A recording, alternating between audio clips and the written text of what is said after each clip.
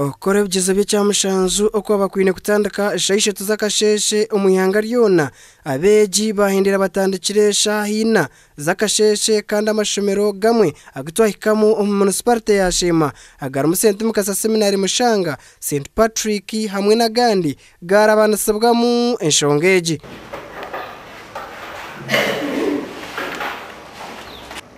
Ekizibu ekitwashanga omu bigezo ebi ebipapura bija bikyerererwa abaana batandika shaaha ondizo wana rukuza kwembera kuma yarga wakiso nawe yahika karombwire omukyala konka twatunga okukyererwa kw'ebigezo kwiza ekintu kugambira ba UNEB n'okugira ngu ebigezo obundi ebirukwija ninga ebyasigarayo barebuke ngu bija omu bwire ahabo kuba kwija bakyerererwe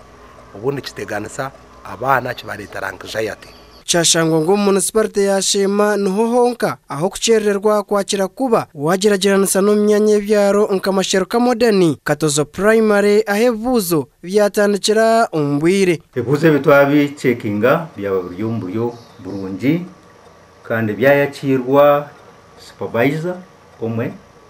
kandi harona na invigilators bana.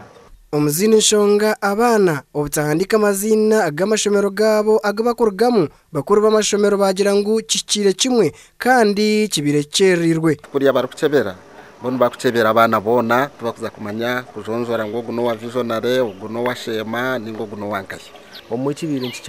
ncha affecting amashomero agamwaga go mu cyaro ushanga omwe itwe abantu abakukyerererwa batakutwetegereza bagumana bakeberaga amashomero gaseri